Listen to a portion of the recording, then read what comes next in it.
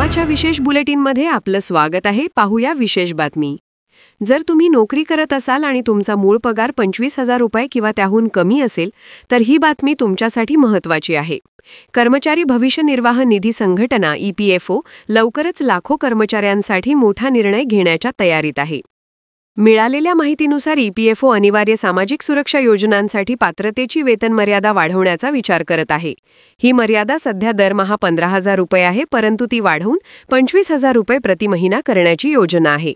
हा बदल कर्मचारी भविष्य निर्वाह निधी EPF आणि कर्मचारी पेन्शन योजना EPS दोन्हींसाठी लागू होणार आहे. या निर्णयामुळे 1 कोटींपेक्षा अधिक कर्मचाऱ्यांना EPF आणि EPS योजनेचा फायदा मिळू शकतो. कामगार मंत्रालयाच्या मूल्यांकनानुसार या पावलामुळे सामाजिक सुरक्षा जाळ्यात अधिक कामगारांचा समावेश होईल.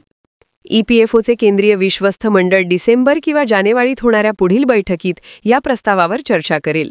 अनेक वर्षांपासून कामगार संघटना ही मर्यादा वाढवण्याची मागणी करत आहेत, कारण देशातील महानगरांमध्ये मध्यम आणि अर्धकुशल कामगारांचे वेतन 15,000 रुपयांपेक्षा जास्त झाले आहे.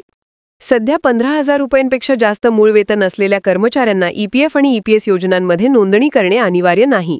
मात्र नवीन मर्यादा लागू झाल्यास अधिक कर्मचारी या योजनांमध्ये सहभागी होतील, ज्यामुळे EPFOचा एकूण निधी वाढेल आणि कर्मचाऱ्यांना निवृत्तीनंतर अधिक आर्थिक सुरक्षा मिळेल. कामगार मंत्रालयाच्या अधिकाऱ्यांच्या मते या निर्णयामुळे सामाजिक सुरक्षा प्रणाली अधिक मजबूत होईल आणि मध्यम कुशल कामगारांनाही EPFचा लाभ मिळेल. सध्या कर्मचारी आणि नियुक्त दोघेही प्रत्येकी 12% योगदान देतात. कर्मचाऱ्याचा पूर्ण हिस्सा EPFमध्ये जातो, तर नियुक्त्याच्या वाट्यातून 8.33% EPSमध्ये आणि 3.37% EPFमध्ये जमा होते. वेतन मर्यादा वाढवल्याने EPF आणि EPS फंडांमध्ये लक्षणीय वाढ होईल, ज्यामुळे कर्मचाऱ्यांची पेन्शन आणि ठेवींवरील व्याज रक्कमही वाढेल.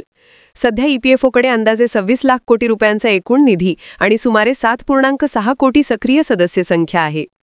बातमीला लाईक करा, शेअर करा. अशाच ताज्या बातम्या आणि नवीन अपडेट्ससाठी आमा चॅनलला सबस्क्राईब करायला विसरू नका.